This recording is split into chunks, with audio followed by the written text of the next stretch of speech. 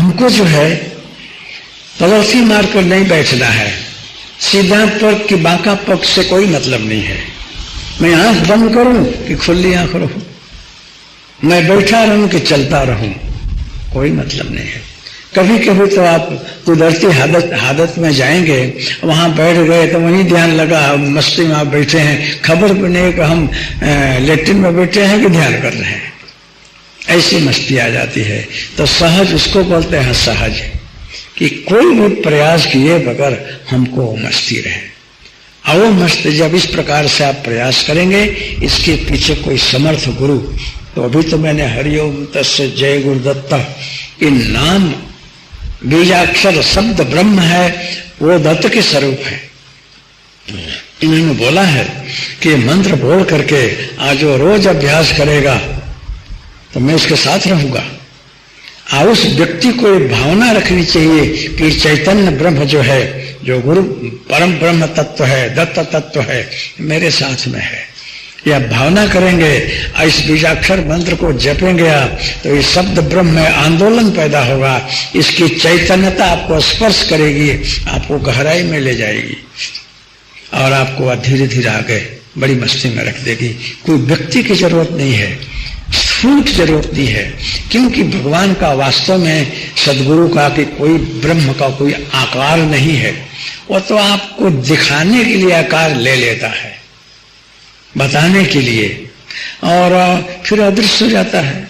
मैं आप लोगों को बोला रहा कि मुझे भी दत्त महाराज दिखे, क्योंकि हमारी मान्यता शास्त्रों में पढ़ा है, न सुना है कि 6 भुजा है, न आयुध लिए हुए हैं, न गाय है, न कुत्ते हैं, न बड़ा तेजस्वी स्वरूप है।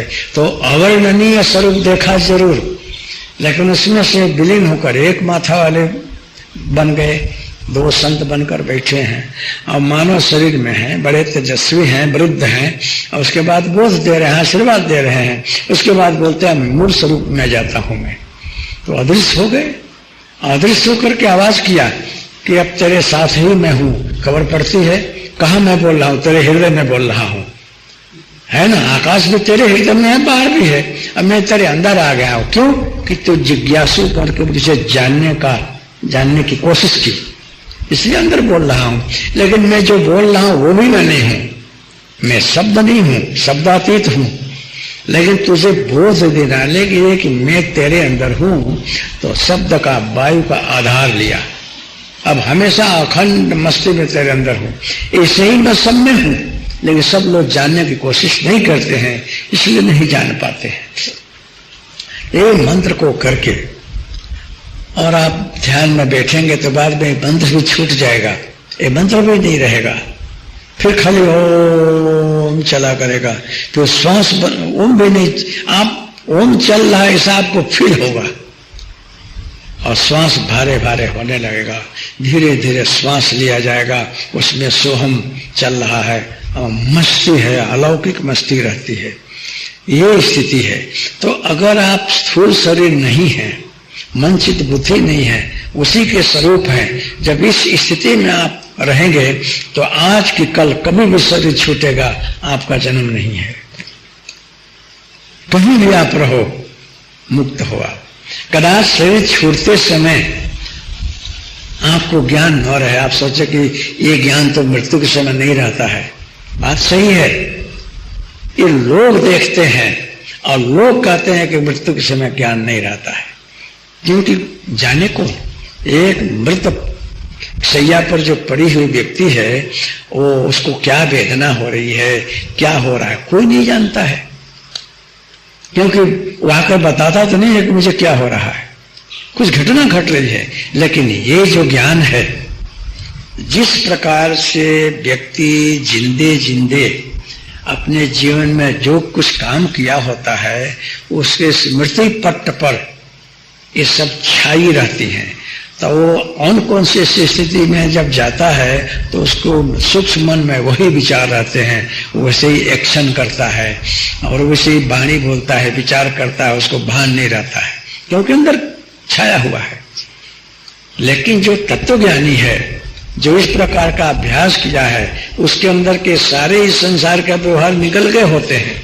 मात्र ब्रह्म छाया रहता है और बड़ी मस्ती में पड़ा रहता है, उसको कोई तकलीफ नहीं होती है। बाहर से देखने वालों को शायद लगे कि इनको अब वेदना हो रही है, कुछ हो रहा, वो आपकी मान्यता है। ऐसे तत्वज्ञानी पुरुष को कोई तकलीफ नहीं होती है और अपनी मस्ती में रहते हैं। शरीर छूटेगा तो वो ब्रह्म तत्व जिसके साथ आप कनेक्टेड हैं, एक रस बने हुए हैं, उसमें आप तल्लीन हैं, मिल जाते हैं। शरीर की जिसको जो विधि करनी हो कर दो, लेकिन उस समय वो सभान रहता है, अंदर से जागृत रहता है। और इस प्रकार की बातें बहुत से साधकों को मैंने यहाँ बताई है, क्योंकि बड़ा कठिन विषय है।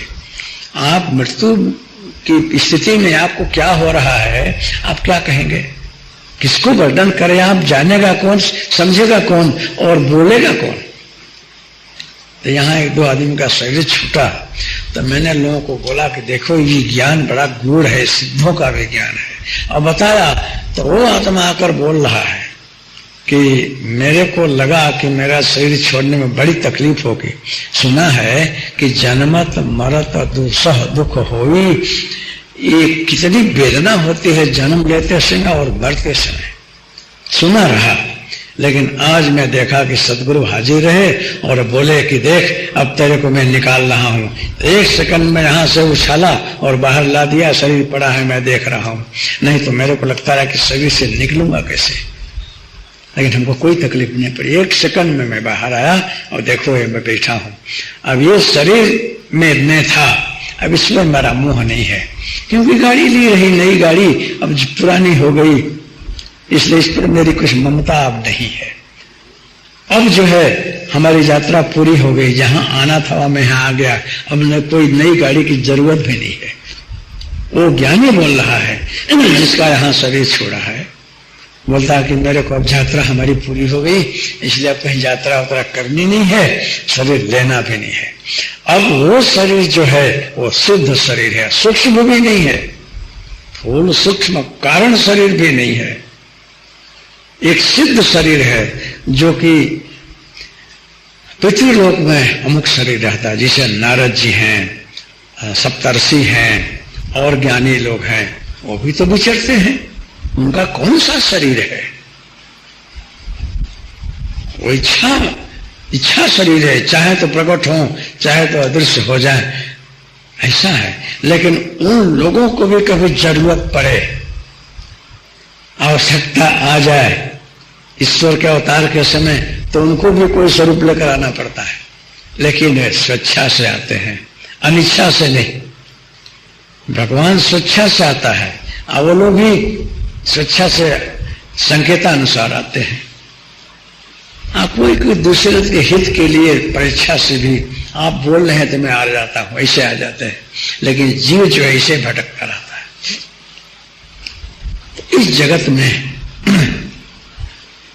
जिसको मृत्यु से पार जाना हो, क्योंकि जन्म लिया न मरा, तो आप मर नहीं रहे हो। मरना उसको बोलते हैं कि फिर जन्म न लेना पड़े।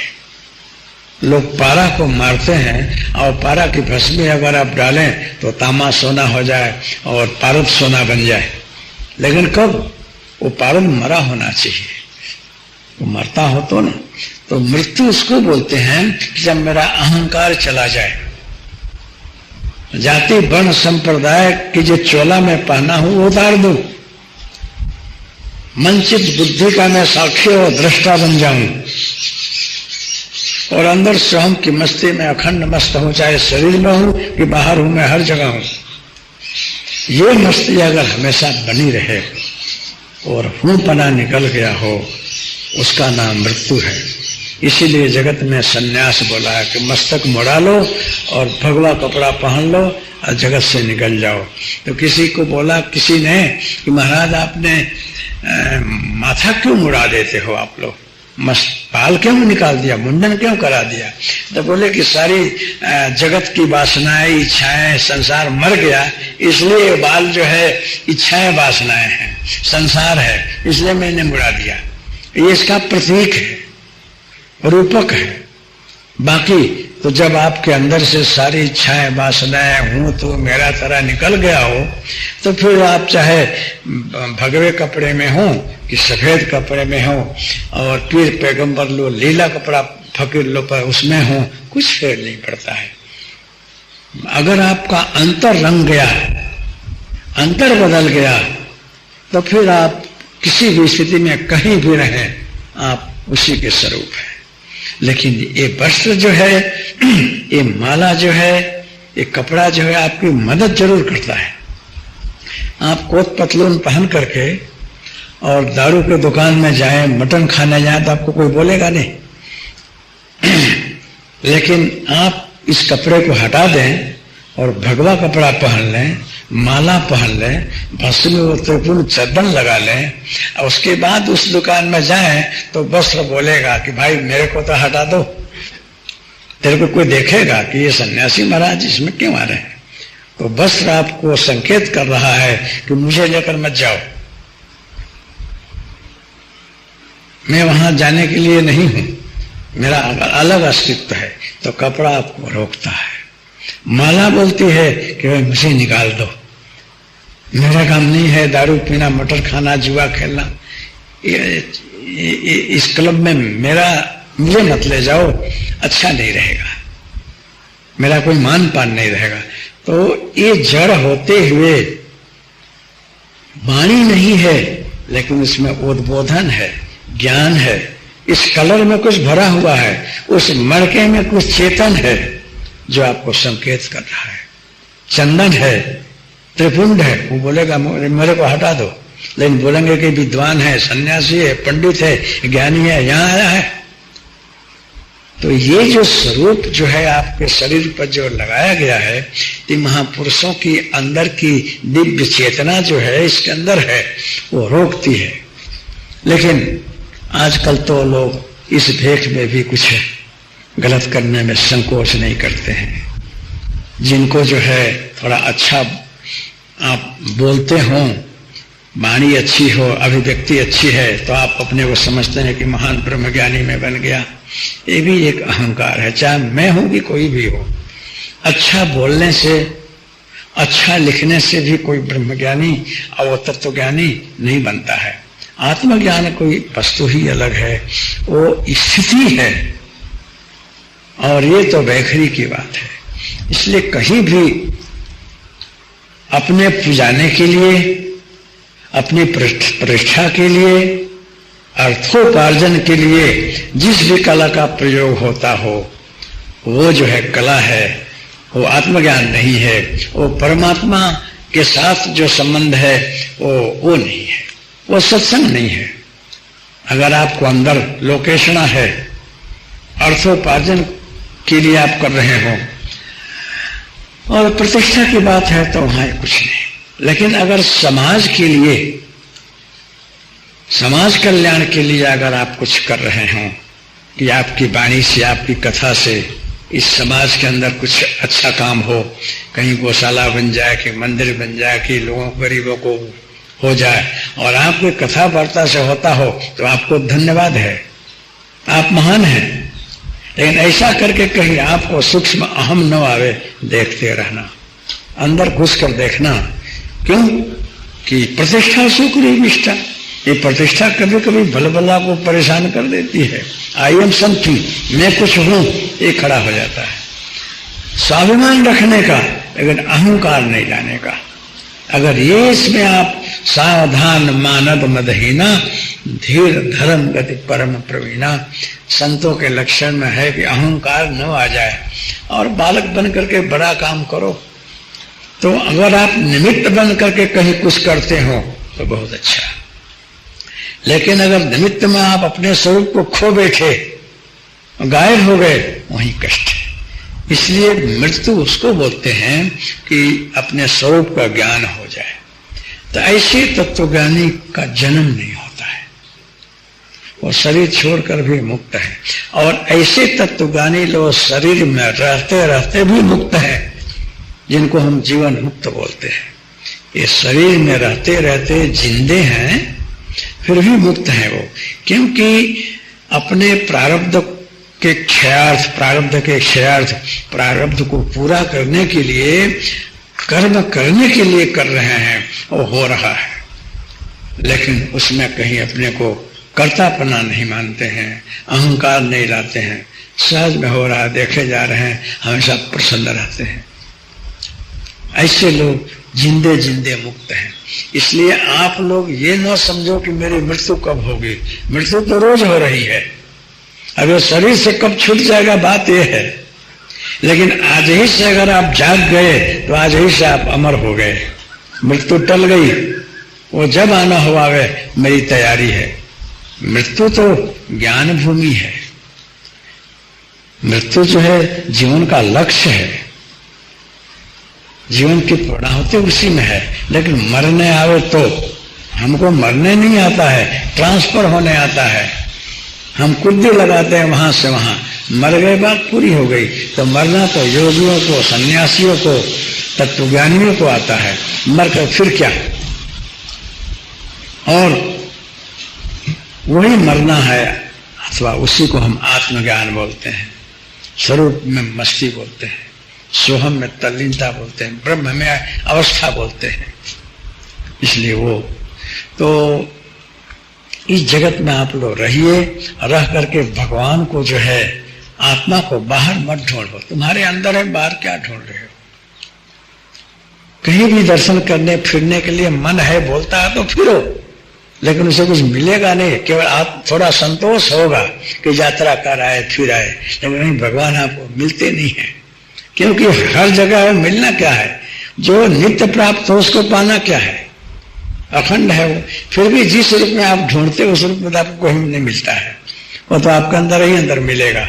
लेकिन शुरुआत में ये सब इच्छाएं होती हैं, क्योंकि हमको ठंडी भी लगती है, गर्मी भी लगती है, प्राकृतिक संदर्भ भी गमता है, समाज भी गमता है, तो हम फिरते रहते हैं। जब मात्र भगवान ही गमेगा तो फिर कहीं फिरे कि न फिरे, आए कि नहीं आए, गए कि नहीं गए, कुछ फर्क नहीं पड़ता है, हमारी अखंड मस्ती बनी हुई है।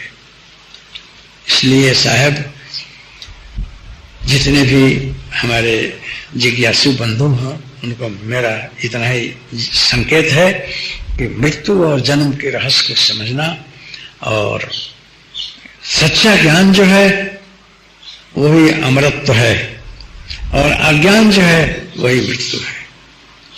आप अपने स्वरूप को भूल गए हो तो रोज रोज मृत्यु से का आपको ग्रास कर रहा है। आहनि आहनि भूतानि गच्छन्ति जब मंदिरे, एक एक क्षण चला जा रहा है, फिर भी जो जिंदे हैं वो अपने को अमर समझते हैं। इसलिए बहुत अच्छी तरह से खाना पीना फिरना, ये तो ठीक है, आपकी मान्यता है, इंद्रिय सुख के लिए आप कर रहे हैं, ये नश्वर है, फिर भी इसमें आपको संतोष है तो करो। लेकिन अपने स्वरूप को अगर ख्याल रखो तो आप बड़े महान बन जाओगे। अपने मूल स्वरूप को पहचानो तो सब ठीक है, नहीं तो ये जो कुछ आपके पास है, जिसको आप अपना समझे हुए हो, वो भी मृत्यु ने पकड़ रखा है। वो भी कब आपके पास से चला जाएगा कुछ निश्चित नहीं है, कुछ सही नहीं है। कभी भी कोई रंग जो है राजा बन जाता है, ना राजा रंग बन जाता है। ये नश्वर है, ये स्थिर नहीं है, अस्थिर है। स्थिर जो है आप हो तो अपने स्वरूप में रहो, स्वरूप में रहकर सब कुछ करो, बस। इसलिए जन्म और मृत्यु का रहस्य यही है। इस जगत में आकर के और आने के बाद जो है हम अपने अगर स्वरूप का अनुसंधान में लगे रहें, और इस स्वरूप के अनुसंधान के लिए कोई समर्थ गुरु, तो यहाँ तो आप लोगों को मैंने दत्तात्रेय महाराज का चरण पकड़ाया है, उनके सहारे आप चलें और नित्य ध्यान करें और अपने कर्म योग में लगे रहें, जरूर सफलता मिलेगी। लेकिन अगर कहीं कोई सत्संग होता हो, रामायण हो, गीता हो, भागवत हो, सत्संग हो, सब समाज हो, जाने में हर जाने, जाकर वहां भी आप मस्त सुनो। सुन करके सुनने से क्या होगा, आपके ज्ञान की जागृति होगी और पुष्टि मिलेगी, बल मिलेगा, आप और सजाग रहोगे। सत्संग बहुत अच्छा है, कहीं भी जाइए आप, लेकिन अपने स्वरूप में डूबे रहिए, मस्त रहिए, गुरु चरण में तल्लीन रहिए, तो आपको हर जगह सफलता मिलेगी। अब ये करना आप लोगों के ऊपर है। हम सत्संग सुन लेते हैं, लेकिन सत्संग मेरे अंदर बैठता नहीं है। आप लोग हंसी आएगी, एक भाई मेरे पास आए रहे तो बोले कि बापू बहुत दिन हो गया आपके दर्शन के लिए आया रहा, दर्शन कर रहा हूँ। और 28-29 वर्ष से मैं सब झंझट छोड़ दिया है, घर संसार का सारी जिम्मेदारी मैंने त्याग दी है। अब जो है प्रभु भक्ति में ही हूँ। मैंने बोला धन्यवाद है, आपको मानव शरीर सार्थक कर रहे हो। बोले कि 28वां भागवत में सुन रहा हूँ। डोंगरे जी की मैंने 28 भागवत सुनी, अब एक भागवत है तो जा रहा हूँ बद्रीनारायण की, कहाँ उनकी भागवत होने को वहीं सुनूंगा। बस थक गया हूँ, लेकिन अब शिक्षा है कि सुन लो। मैंने बोला कि बैठ, उसको बैठाया, रुको ना थोड़े दिन यहाँ। मेघना बापू, क्यों? हम मेरे पर बहुत प्यार है। हम कह रहे आप 28 भागवत सुने हो तो तुझे देख करके मुझे कुछ विचार आ रहा है। देख क्यों महाराज? हम कह तेरे को क्या कहूं, कितना धन्यवाद दूं, अथवा तेरे विषय में मैं सोचूं क्या? कि क्यों महाराज? मैंने बोला कि एक ही भागवत सुनकर परीक्षित जी मुक्त हो गए। एक ही भागवत परीक्षित ने सुना तो उनको मुक्ति मिल गई। तो 28 भागवत सुनकर भी फिर रहा है, अभी कुछ फेर फार नहीं है। इसलिए तेरे को देखने का मुझे मन कर रहा है कि बात क्या है। तो बहुत लोग भागवत कथा सुनते हैं, लेकिन वो जाकर कथा में बैठते हैं, लेकिन कथा उनके अंदर नहीं बैठती है। अगर वो समझ में आ गया, रामायण जो है ना, राम शब्द अगर समझ में आ गया तो फिर जो है क्या मस्ती हो जाती है। हाँ? माँ भगवरक्षर रघुकुल नायक धृतवर चापर चूर सरसायक अंदर विराजमान है, मस्ती है। फिर भी रामायण सुनता हूं, लेकिन मेरे सरकार तो मेरे हृदय में विराजमान है। भागवत है, ज्ञान स्वरूप है। भागवत समझ में आ गई, कृष्ण शब्द समझ में आ गया तो भागवत पूरी हो गई। लेकिन ये गोपियां बगैर भागवत सुने ही उनको समझ में आ गया रहा, क्योंकि व्यास जी ने भागवत तो लिखा है बाद में। समझ में आया तो फिर मस्ती अलग हो जाती है। लेकिन हम खाली सुनने के आदी हैं। हमारी आदत है कि प्रश्न कर दिया ना, लोग बोल रहे हैं, हमारा जी अपने बैठे हैं। हमारा स्वभाव है सुनने का, करने का स्वभाव नहीं है। इसलिए खाली सुनने से कुछ नहीं होता है। जब तक उसके अनुरूप अपना जीवन न बने, हम उसके अनुरूप अपने को बनाने नहीं, तो तब तक कुछ अर्थ नहीं है। इसलिए सत्संग सुनना और मनन चिंतन निधि ध्यान, आई जो कुछ मिलता है ध्यान से मिलता है। ध्यान आप करेंगे, एक अपने आप बदलता जाएगा। पहले जमेगा नहीं, थोड़े सा लगेगा कि मजा नहीं आ रही है, क्योंकि स्वभाव में मन के नहीं है। ध्यान स्थिर होना, स्थित वृत्ति विरोध जोग, मन को हम स्थिर करके बैठावें। अब इतना तूफानी बालक बंदर जात पर कूदने वाला, मैं बोलूं बैठ जाए तो बैठेगा वो, बड़ा मुश्किल है। लेकिन जब उसको समझ में आ जाएगा, टेव पड़ जाएगी, तो जैसे बोलूंगा वैसे नाचेगा वो। चंचल बंदर अपने अधीन बन जाता है। एक दिन मदारी को देखा तो बंदर को फिरा रहा था, बोले तो नाचे, बोले तो बैठे, बोले तो खजड़ी बजावे, खावे। मैंने बोला इसने बंदर को कैसे बस में किया है। ऐसे ही हम लोग अपने मन रूपी बंदर को बस में कर लें, तो बोले ऐसा करें। लेकिन हम प्रयास नहीं करते हैं। प्रयास करें तो कुछ असंभव नहीं है। इसलिए अपने को मृत्यु पर विजय प्राप्त करना है और मृत्यु को स्वीकारना है। मृत्यु अपनी बड़ी समृद्धि है, मृत्यु में अपनी पूर्णाहुति है और सबको उसकी गोदी में जाना ही पड़ता है। वहां जाकर अमर हो जाना, यही सच्ची साधना है। इसलिए आप लोग अंतर्मुख होकर के आत्मकल्याण के लिए साधना करें और इसमें लगे रहें। तो कहीं भी रहें, जहां भी रहें, जहां रहें, कहीं रहें, आपका जीवन जो है, समय जो है मंगल में रहेगा। आपका ये जन्म भी सार्थक होगा और दूसरों के लिए भी आप अच्छा बनेंगे। अपने लिए शांतिदायी रहेंगे, दूसरे के लिए भी शांतिदायी बनेंगे। क्योंकि आपको रोम रोम में से वही शब्द, वही स्वर, वही सोहम निकलेगा, तो दूसरों को भी ठंडक देगा। ऐसे महापुरुष जहाँ रहते हैं वहाँ मंगल ही मंगल रहता है। इसलिए आप लोगों का आत्मकल्याण हो और आपको सच्ची दिशा मिले, ये बोल करके मैं यहाँ इस सत्संग की पूर्णाहुति कर रहा हूँ। आप कल्याण वस्तु मंगल वस्तु। हरिओम तस्य जय गुरुदत्त, हरिओम तस्य जय गुरुदत्त, हरिओम तस्य जय गुरुदत्त, हरिओम तस्य जय गुरुदत्त, हरिओम तस्य जय गुरुदत्त, हरिओम तस्य जय गुरुदत्त, हरिओम तस्य जय गुरुदत्त, हरिओम तस्य जय गुरुदत्त, हरिओम तस्य जय गुरुदत्त, हरिओम तस्य जय। श्री राम जय राम जय जय राम, श्री राम जय राम जय जय राम, श्री राम जय राम जय जय राम, श्री राम जय राम जय जय राम, श्री राम जय राम जय जय राम, श्री राम जय राम जय जय राम। गोविंद जय जय गोपाल जय जय राधा रमण हरि गोविंद जय जय गोविंद जय जय गोपाल जय जय राधा रमण हरि गोविंद जय जय गोविंद जय जय गोपाल जय जय राधा रमण हरि गोविंद जय जय। ओम नमः शिवाय, ओम नमः शिवाय, ओम नमः शिवाय, ओम नमः शिवाय, ओम नमः शिवाय। हर हर महादेव। सद्गुरु देव की जय। हरि ओम तत्सत्। जय